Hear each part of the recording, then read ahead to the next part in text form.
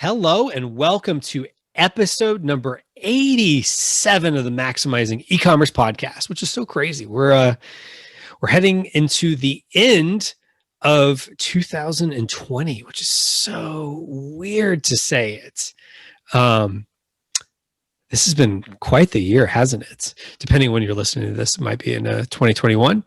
But really what I wanted to get to is the fact that we're looking at growth. We're always looking at what can we do to improve. And so, you've probably heard me say multiple times, if you're selling in Amazon.com and you're not selling in international marketplaces like Canada and UK, you are leaving money on the table. I don't want to say free money, but money that is really just waiting there for you. I mean, there's customers who right now are probably typing in a keyword similar to how customers would find your product in the US. And if they don't have the opportunity to purchase your product, they can't. Well, it's the same thing in other marketplaces outside of Amazon. And so the non-Amazon world. And so, if all your eggs are in the .com basket in 2021 and beyond, depending on when you're listening to this, I highly recommend you look into other options. And one of those other options potentially is Walmart.com. It's one of those that I got approved for Walmart.com almost 2 years ago and just really haven't put much effort into it. I actually just recently this holiday season got my first sale because I actually put stuff up for sale. Imagine that you only get sales for the things that you offer for sale. So I did offer for sale. So that was cool. Now on that note, I've got a lot to learn on Walmart.com. So I'm super excited to bring on someone who understands Walmart.com. Both he has a service where he helps people with Walmart.com in his previous life. He actually worked at Walmart.com, which he'll get more into his backstory on that, basically courting brands and vendors to offer their products there. So he's got a lot of good knowledge about that. So if you're considering Walmart.com or you're on there and you're looking to, find ways to grow, he shared something with me that I thought was very interesting. Kind of makes sense based on how things work on Amazon, but it's counterintuitive the way Walmart does it. So it'll make more sense when we get into that. So let's go ahead and get into the interview.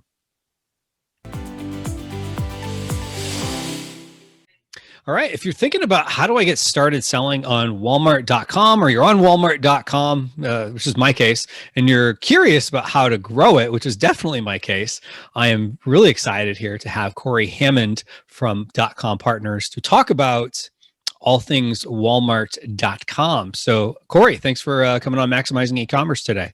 You got it, Kevin. Thank you again for bringing me onto the podcast. We had a really great conversation in the past in one of your summits that I thought was really helpful in just getting the word out on Walmart.com. But yeah, happy to talk with you on the podcast now. Yeah, absolutely. Absolutely. And to your point, you and I had spoken and the Q4 Domination Summit, which was a couple months ago as we're recording this. And I thought it was really helpful. And it's, one of those things that, especially for those of us who are kind of in that Amazon box, it's like we want the sales outside of Amazon, but then we get nervous going outside of the box. So I'm really excited to get into this because I was telling you right before we hit record, I just got my first sale on Walmart.com. So now it's like, okay, how do I do more of that? So I have all whatever, for lack of a better phrase, default settings. Really haven't tried much to get the flywheel or however the terminology is in Walmart. So I'm excited to get into this conversation. No, of course. And, we can even take it to the route of, okay, I got my first sale. What can I do next to improve sales? And, we can totally go down that path of what the initial audit looks like and figure out what content health is, what is content health, and really just cover anything you want. But happy to answer any questions that you might have that you've gotten a lot of questions from the Amazon community that is related to Walmart.com. Awesome. Well, let's dive into it. So just to give everyone a little bit of background, what is your background with Walmart? Yeah, so I actually used to work for Walmart.com and they have this role called category specialist. And as a category specialist, you are responsible for the P&L of a category, or in some cases, subcategories. And so goal for Walmart.com was to hire thousands of category specialists who would be responsible for a subcategory, and we would manage everything from vendor relationships to onboarding them into Walmart.com, optimizing some of the listings, and even setting prices, and also negotiating costs with vendors that we're buying owned inventory of. And so what that gave me was this breadth of experience that's not just tied to Walmart, but merchandising in general, that I then saw as a really great opportunity to help vendors who are trying to diversify their sales outside of Amazon. And so I left at the beginning of 2020 with my co-founder, Zach Toste, and we started DotCom Partners. And our goal is to work more closely with brands and vendors if they are already in Walmart.com, in troubleshooting some of the issues they may run into. If they are only on Amazon, we would help them with onboarding onto Walmart.com and establishing a presence for their brand on Walmart. And even for brands that are in Walmart stores, we work with some Walmart store brands that do really well in stores, but they need a lot of help in online. And so we really cover the full spectrum when it comes to Walmart.com. And when people ask, like, well, what do you do for Walmart? I basically solve all your problems, and we remove all headaches tied to Walmart.com, which can be a lot.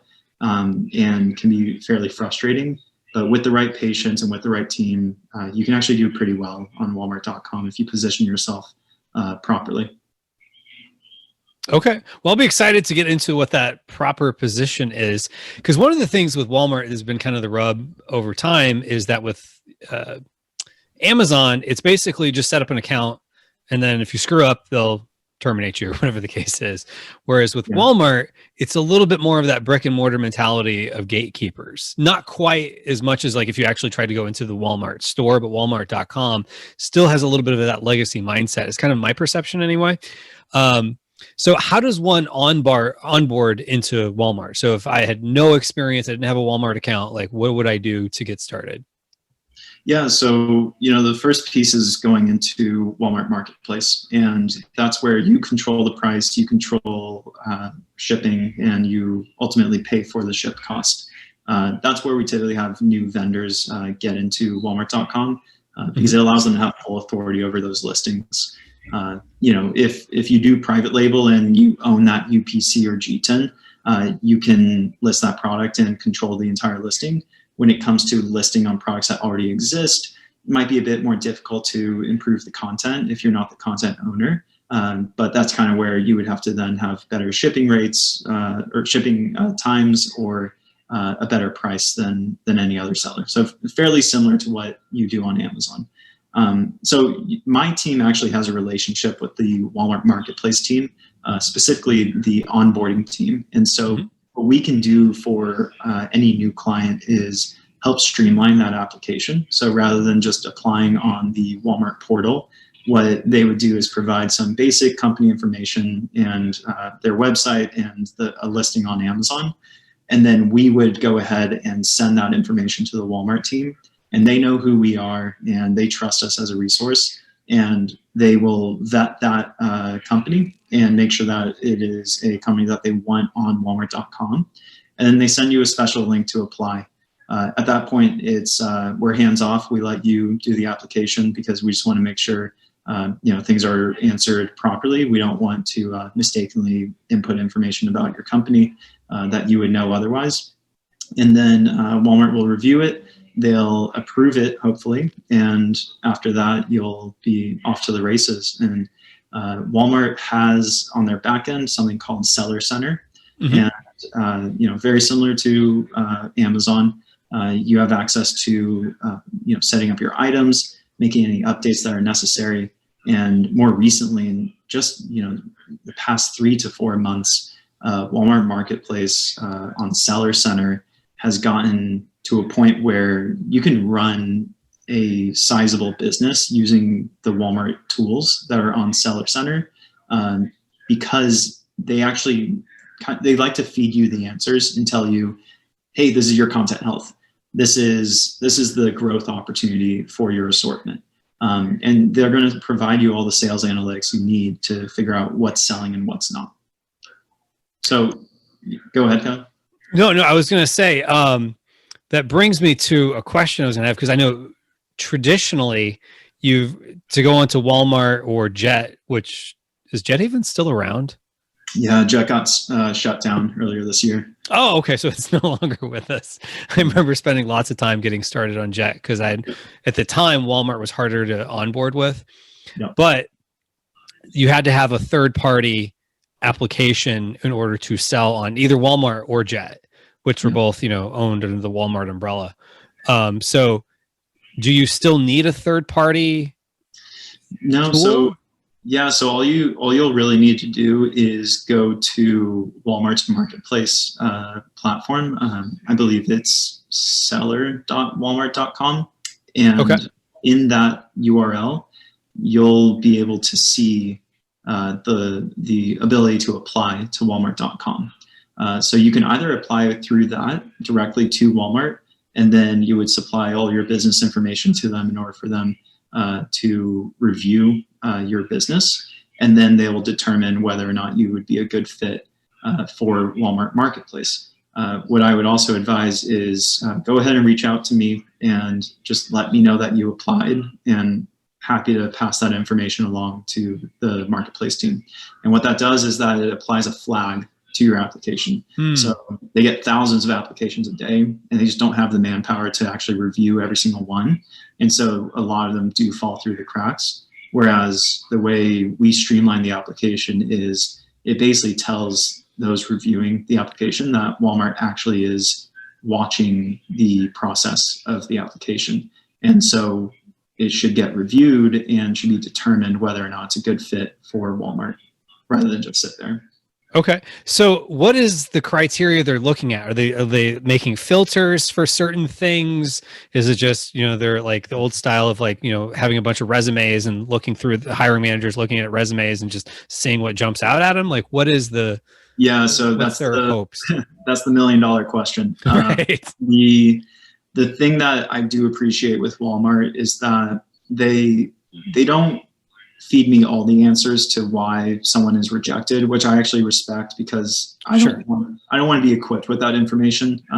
It's what I tell anyone applying is answer honestly, and most importantly, make sure you have other fulfillment options outside of FBA, because I think that's really one of the biggest issues is a lot of vendors, or at least in the past year or two, a lot of vendors would try to get into Walmart Marketplace, and then they would fulfill through FBA.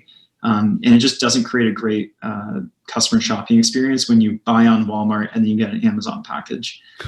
You can imagine why Walmart wouldn't be huge fans of that. So yes, I can totally understand. The good thing though is that Walmart is rolling out slowly but surely Walmart Fulfillment Services. So that is the competitor of FBA, so WFS for short. So although you can't get into it right away, you do have to show some sales velocity and really show that like the products I'm sending to WFS will actually sell and won't sit in a warehouse forever. It is something that you can certainly work towards. So typically, let's say a vendor is only doing FBA, they want to apply to Walmart Marketplace. They can apply as long as they say that when they launch on Walmart Marketplace, they will have another fulfillment option. So one option is Deliver. It's Deliver with 2 R's at the end. Right. And so they're a partner with Walmart. And if you send inventory to Deliver, they're plugged directly into Walmart's fulfillment network. And so when an order is placed, for your product, Deliver receives that order and they'll fulfill it on your behalf. The rates are going to depend on the product and the amount of products you'll be sending to them. But I think it's a nice evolution from FBA to Deliver, which Walmart supports. And then once you have that sales velocity, switching from Deliver to WFS when you get accepted into the system.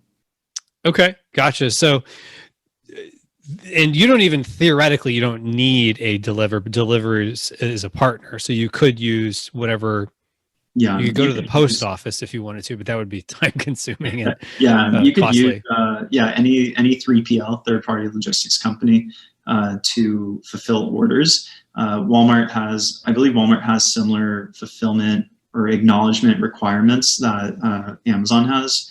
When an order is placed, it needs to be acknowledged within 24 hours, or the specifics are going to be in Seller Center once you're live, but they will require you to have a fulfillment window that's available on certain days. But let's say you have to be closed on Saturdays. You can input that into Seller Center and show that we don't send product out on Saturdays, and we'll acknowledge and ship out all the orders on Sunday morning. So that is an option. Okay, that's interesting. So if you use a company like Deliver, I am assuming they do all the acknowledgments for you. Yep. And then they ship the product. So they kind of act as an FBA. What I've kind of heard through the grapevine is their pricing is probably comparable to Amazon's multi-channel fulfillment pricing. So it takes away some of the advantage of just sending all the stuff into Amazon, and the potential of, you could get in trouble with Walmart if all the packages arrive to customers with a Amazon logo, especially if it ends up being some executive at Walmart that just happened to buy your product online. Exactly. Yeah, so, you're right. Deliver is very similar to FBA in that case. Gotcha. And don't you kind of get like Walmart's version of Prime, which is like the 2-day badge or something like that by using? So within Deliver, you could keep that off, and that way you don't have to pay for the shipping to get the 2-day badge. But you could turn it on, and because Deliver has that integration with Walmart Seller Center, it'll actually start showing up as 2-day shipping for a Walmart marketplace vendor. And so, it is something that we've encouraged our own clients to consider, given that we've seen great conversion lifts when we do offer that 2-day shipping option. Okay, good. Well, that definitely takes us into our next part of the conversation, which is the conversion lifts. How do you start getting more? So the general belief with the algorithm in Amazon world is that sales beget sales, and it's a flywheel. So it's kind of like, a snowball effect to a certain point. Whereas you start getting more sales, you get more impressions. As you get more impressions and clicks, you'll get more sales. As you get more sales, you get more impressions and clicks, and it just kind of keeps going like that. Is it work kind of that way in Walmart, or is it a little different? Yeah, it's a good question. Basically, what we've discovered is that content is the most important piece to initially get that exposure to then generate sales. I think Walmart understands that the sales velocity is much lower than Amazon. And so you can't expect sales alone to be the determining factor behind how items should be ranked.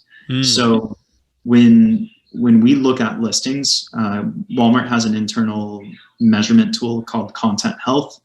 It's actually within Seller Center. I think it's called Content Health. And so basically what that will show you is that there are three.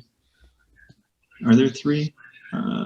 Yes, I believe there are 3 pieces, two of which I remember, one I forget, but you'll be able to see it in Seller Center under growth opportunities. And so one is offer. So offer is simply just how often over the past 7 to 30 days has your item actually been in stock and available for purchase.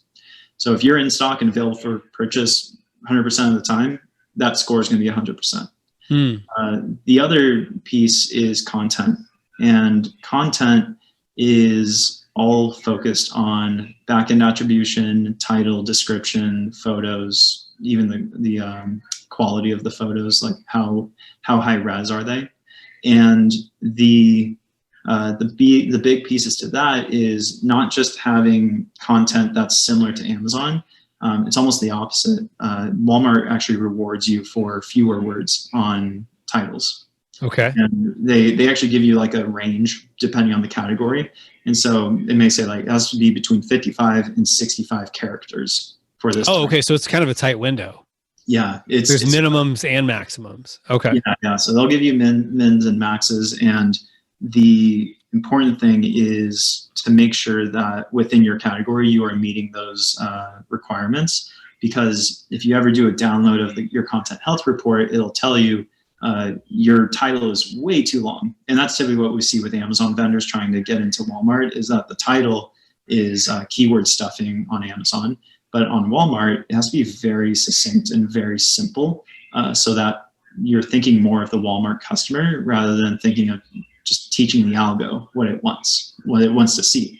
And so, an example of a title is going to be brand, product name, color, pack size. And that's all you should have in there. And then in your description, have the description that's very long and is, including all the keywords that you can think of. And I think the great thing with Amazon sellers is that they're working off of all this amazing data that they've collected on Amazon. The thing with Walmart is that Walmart doesn't provide that much information around customer shopping and what customers are searching for. And so I encourage Amazon sellers use that database and apply those learnings to what you've learned on Amazon and give it a shot on Walmart and put those keywords into your descriptions and see if you start ranking well organically on search. So that's one way to improve conversion. The other, the one last thing with conversion is just when it comes to imagery, making sure that your images, I think, has to be like 2,000 by 2,000 pixels. So just has to be a high res image, and then Walmart will accept it. So yeah, that's kind of one way to improve conversion. The other piece would have to just do with advertising, which we can dive into now or in a few minutes if you have any other questions about content. Well, with the content, so if the system's giving you like kind of these database recommendations, is it all based on an algorithm is kind of finding the opportunities, or is a human kind of feeding some of that? Yeah, so it's human decided, but it's scaled with machine. And so humans will, like a category specialist or someone within the search team at Walmart will say, hey, customers convert most on products that are within 50 to 70 characters. So let's apply that at scale and require every single product to have 50 to 70 characters. Of course, they're not going to delist an item if it's more than 70 characters, but instead they're going to just ding them on their content health score. And so that score is basically giving you a guide for do this, this, and this, and the algo will reward you for that. And you're actually going to do better than anyone else that it has a lower content health score, which is a lot of people. I think on all of Walmart.com, the content health score across all hundreds of millions of SKUs was like 42 or 38%. And for the top performing SKUs, while I was a category specialist, my goal was to get my top performing SKUs up to 90% and above. Oh, wow. So that's the kind of competition that you have on Walmart.com. You have people inside of Walmart.com optimizing listings, and you're expected in Walmart Marketplace to get your listings up to 90% and above. And that's kind of where my team comes in, where we understand that your business is generating a lot of money on Amazon. And we don't expect your Walmart business to generate that much in sales. What we expect Walmart to do for you is diversify your sales channels so you become less dependent on Amazon, and more importantly, make you profitable. The great thing with Walmart Marketplace is that the commission rate is 15%, and that's it. And so there's no fees, there's no complicated stuff with it. It's just fulfill the order. Walmart scrapes off 15%, the rest is yours. So if you can figure out how to rank properly and either leverage my team for improving content or really just following the steps on Seller Center, you're going to position yourself to be profitable. Maybe not the size you're looking for. But as you and I have learned over the past few months, Walmart has just accelerated like no other in e-commerce. And when I started at Walmart, we were number 4, number 5 largest e-commerce platform in the nation. And this year, Walmart just became the second largest, right behind Amazon. So that's the opportunity. Well, what's interesting is, e-commerce in general is just taking off. So the more you can find other channels, if you're only on Amazon.com, going to Amazon in other countries, going to other marketplaces like a Walmart. And so to kind of help people with their expectations, and I know you said it's not as busy as Walmart.com, and I'm sure there's a lot of it depends, but what is a general conservative estimate range of what you see sellers compared to their, like if they're getting, for every $1,000 of sales they're getting on Amazon.com, what are they seeing roughly once they're up and running and kind of firing on all cylinders with 90% scores on Walmart? That's a great question. So going into starting .com Partners, I sort of had this theory that sales on Walmart.com would be about between 10 and 25% of what you do on Amazon. And then I also assumed that the profit margins would be higher on Walmart versus Amazon. I still do believe that profitability is higher on Walmart versus Amazon. But I do think that if we're being conservative with the estimates for what you can do on Walmart, it's more like between 5 and 15%. You can achieve on Walmart.com. So, I think it's all about just setting those goals and those benchmarks. And if you can nail the fundamentals on Walmart.com and get content health up to 90 to 95%, then you're positioning yourself for the opportunity to grow with Walmart, which I think is a really unique opportunity. Walmart is very aggressive in growing Walmart.com. They are paying for advertising on external ad channels, and they want to drive traffic to the listings that have the highest quality. And there's a good chance that you could be pulled into those advertising campaigns. So you just don't know what's going to happen on Walmart, but if you can position yourself for success and build that foundation, then you're gonna have a good shot at it. Yeah, and if you think about 5 to 15% is a decent conservative. So if you just said 10, it'll be successful relative to 10. So if I'm 15%, A+, gold star. If I'm at 5%, it's not bad. Because you think about it, like you already have the products, and if you already have the inventory, and if you just kept a little bit off to the side to send into a deliver, have it a third-party logistics warehouse, which more and more people are doing that for .com anyway, because .com's starting to restrict some of their inbound shipments anyway. So it's like, why not try something like a Walmart? Because if Walmart's really making a big play for this, they're seeing that, we've got all these stores all over the place. My impression is they're getting to a point where it's like, okay, we have all these distribution facilities as local stores. And so like my wife had bought something on Walmart.com for Black Friday, and I go to now there's like, 8-lane drive-through pickup area. It turns out, oh no, Black Friday pickup is on the other side of the store. So they had 2 pickup areas. So, they're making this big play, and they have that asset of the stores, so there's so much, I think, opportunity that Walmart has that Amazon is now hoping to capitalize on, going the other direction with like in-store stuff. So, I definitely wouldn't discount Walmart, because it's not the same as Amazon.com. And if anyone finds another Amazon.com, let me know. Yeah, of course. And so, I think it comes to the point of how can you invest in Walmart.com, or more generally, how can you as a brand invest in emerging channels to properly vet out, because it's not as easy as Amazon. And I'm not saying Amazon's easy. I'm just saying the customers are there, and that's a big challenge in the first place. How can you properly vet these emerging channels to make sure that you are positioning yourself for long-term success?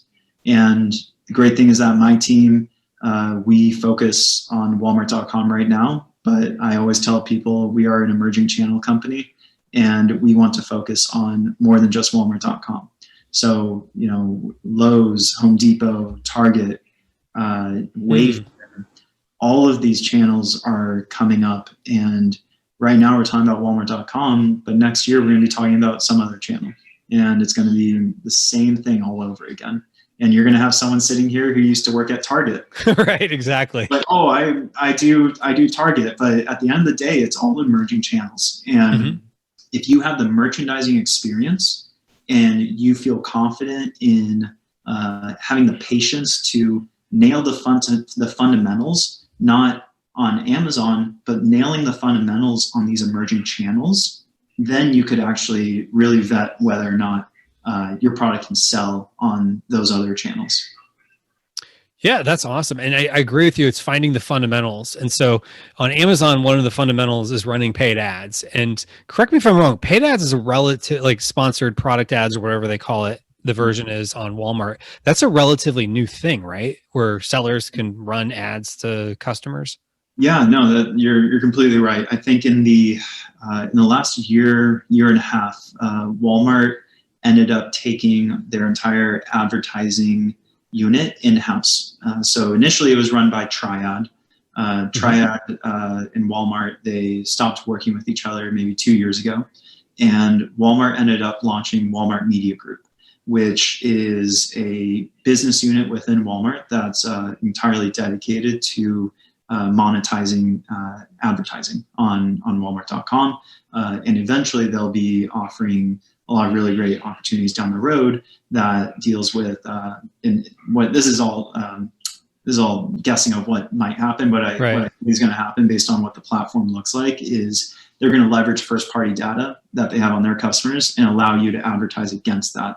So going outside of Walmart.com and allowing you to advertise on all these other channels within Walmart Media Group. So what's available now is self-serve advertising, and it's fairly rudimentary at this point. And you list items, you start bidding on them, and you either do manual campaigns, which forces the campaigns to only bid on keywords that you want to bid on. And then there's auto campaigns, which is kind of when you're on a product page and you see on the bottom the little spot of just like buy this other item. And right. Auto campaigns, we find that it generates a lot of impressions. And the good thing is that Walmart Media Group is cost per click. And so you get a lot of impressions with auto campaigns, but very few clicks. As in manual, you're reaching a customer who still has not made the decision to click on an item yet. And your item can actually show up in spots, I believe 2, 4, 8, and maybe a couple others. And so you can show up on the first page above the fold. And so I encourage all of our clients to actually just focus on manual campaigns. The great thing is that Walmart Media Group, because they recognize that vendors need more tools to manage those ad campaigns, they've actually partnered with a handful of advertising companies that historically have only worked in Amazon, and they are now branching into Walmart Media Group by working through their API. So you might have heard of Tychometrics. Kenshu is one of them. PackView is another. There's a couple others, but those are really the ones that we see most often, trying to make a big push for Walmart.com ad management. So we've found that managing ads through those third parties is the most scalable and really cost-effective solution for Walmart ads.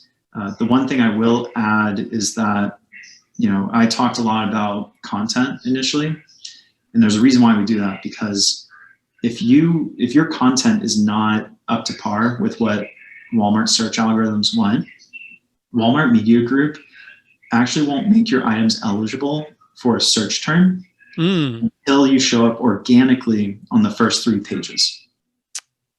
Okay. So you can't just launch an item and start bidding on it to generate sales. And that, I feel like that's a big difference between Amazon and Walmart. Because like you said, it's just like, oh, the flywheel, like just generate sales and it'll happen.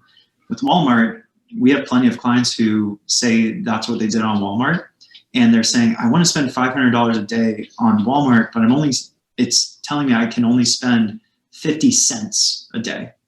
Like I've been running my campaign for 2 months and I've only spent $4.82. And they just think it's broken. But in reality, it's that we then look at their content health. Their content health is 40%. We improve their content health. And then you just see the impressions start going up, up, and up, and then the clicks follow. So it's important to focus on content health and then do advertising, because your ads just won't run. You'll get very frustrated with it all. Okay, that is very different than Amazon. But I guess going back to the whole thing of the mentality of having worked at 2 Fortune 500 companies, I see it in what you're saying. That there's a little bit more of kind of the legacy Fortune 500 control aspect. And I can't think of a better word than that, of like, you know, things are more the Wild West in Amazon on purpose. Yeah. And I've had a lot of people that have worked in Amazon say that. Whereas in most of the corporate world, there's all these gatekeepers for decisions to be made and things like that. And so I see more of that. So like to actually get your sponsored product ad up on Walmart, there's a gatekeeper checking whether the gatekeeper is a human looking at it or the algorithm is doing it. A human decided that factor, that there was going to be some sort of criteria on the front end, which I guess makes sense. So that way, if the content is so important, there's not a loophole. You can't just buy your way around the content. Exactly. And what it does is that it forces vendors to think of the customer. And that is one thing that Walmart really takes pride in, is that the customer trusts Walmart, nowadays, not just for everyday low price. You know, EDLP, that's what Walmart employees always talk about, but it's true. EDLP is really important, but Walmart wants to apply the same mindset to content. And imagine if you were running a marketplace and you had thousands of vendors, tens of thousands of vendors. Right. You don't want to just turn on advertising and then the people at the bottom of the barrel content-wise are now showing up on your first page. Customers are going to lose trust with your marketplace. And you're just going to be like, it's all ads. And when I click on an ad, the product has one photo, it's overpriced, and I don't want to buy it. Where's the brand that I'm familiar with in Walmart stores? And so I think what they must have done is that they looked at what's the drop off for content health page-wise. And they probably found after page 3, content health drops to 25%. And so they must have decided, all right, page 3, page 2, and page 1, those are eligible for advertising. Anything else past that, it's not eligible, because we know that conversion will fail. That conversion will not produce results the way that both the vendor and Walmart wants to see. So at the end of the day, Walmart's actually helping you, because again, on Amazon, you kind of expect the sales to roll in if you can get exposure to the client, to the customer base. Whereas on Walmart, you could be spending a ton of money if Walmart Media Group let you bid on any keyword you wanted, but you may not have the time and resource to actually improve that content. And then you don't see the sales roll in. And then your return on ad spend is like 0.1 rather than a 5, which is what we actually see. We see return on ad spend between like 3 and 8 sometimes. It's amazing. Okay. Interesting. Yeah. So there's definitely a lot of differences between Walmart and Amazon. It's always interesting to learn more about those. So if somebody wanted to learn more or, get in touch with you or your company, where would they go? Yeah, so everyone can head over to DotComPartners.com and just learn more about our business and reach out to us there. You can also email me directly at team@DotComPartners.com. And our team has grown to about 8 employees, and the great thing is that we're all ex-Walmart e-commerce employees, and so we really bring a lot to the table when it comes to Walmart and more broadly these emerging channels. So we're happy to help out in any way that you need assistance in really any emerging channel. Okay, great. Well, maybe we'll have a conversation in a year from now about Target or something like that. Yeah. So we shall see what the next emerging channel is. Cool. Well, thank you so much, Corey. This was a great conversation. I learned a lot, and I know I'm going to be going in and checking my content scores. Yeah, you got it, Kevin. Happy to help out. Thanks. All right. Well, I hope you enjoyed my conversation there with Corey Hammond from DotCom Partners. Shared a lot of good tips for Walmart.com. I know I'm going to be going into my Walmart account and looking up content. So clearly, content is king, as you've probably heard that phrase before, or queen, however you look at it.